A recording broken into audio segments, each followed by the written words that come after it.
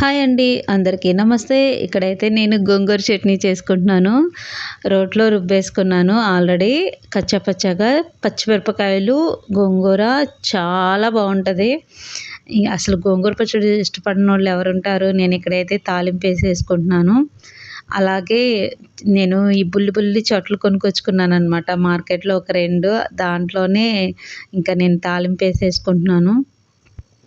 వీలైనంత వరకు నేనైతే ఇంకా ఇవాళ పనులన్నీ పూర్తి చేసేసుకోవాలి. అలాగే దేవుడి మందిరం సర్దుకోవాలి. చాలా పనులున్నాయి. అంత హడావుడిగా ఉందన్నమాట నాకు. నేను మొన్న టమాటా చట్నీ చేశాను కదా! పండుమిర్చి టమాటా చట్నీ, ఇంకా అది కూడా ఉంది. అలాగే కొంచెం నేను ఆలూ ఫ్రై చేసుకున్నా. అలాగే కొంచెం బీరకాయ పాలు పోసి చేశాననమాట. ఇది సాటర్డే వీడియో, అంటే నిన్నటిదనమాట. నేను ఈరోజు పోస్ట్ చేస్తున్నాను.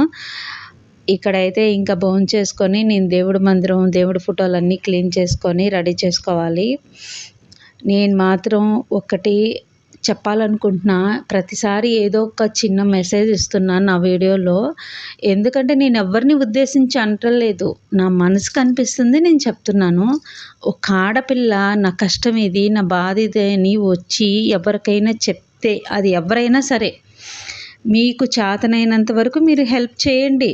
మా వల్ల కాదంటే అన్నీ మూసుకొని పక్కకెళ్ళిపోండి. విమర్శించొద్దు. విమర్శించిన రోజు మీ పతనానికి మీరే కారకులు అవుతారు. ఆడపిల్ల ఉసురు అనేది అస్సలు ఎప్పటికీ గడప దాటదు. అది ఎవరిదైనా సరే. విమర్శించటం అనేది చాలా తప్పు. ఒక ఆడపిల్ల కష్టం ఇంకొకరికి సంతోషం కాకూడదు. అది కర్మానురూపేణ అంటారు. నిజంగా ఆ కర్మ అనేది ఎప్పటికీ వదలదు. భగవంతుడు మనం అనుకుంటూ ఉంటాం, ఏముందిలే మనం చేసేది మనం చేసుకుంటూ పోతే దేవుడేమన్నా చూస్తున్నాడా అనేని. అస్సలు జరగని విషయం ఏంటంటే, దేవుడు అనేది అన్నిటినీ గమనిస్తాడు. మనం చేసే ప్రతి పని, మంచి చెడు ఏదైనా సరే, ఒకళ్ళని విమర్శించడం కానించి ఒకళ్ళని ఉద్దేశించి మాట్లాడే విషయం దాకా ప్రతిదీ గమనిస్తాడు. కాకపోతే మనం అనుకుంటూ ఉంటాం అన్నమాట, ఏముందిలే అని. Please subscribe.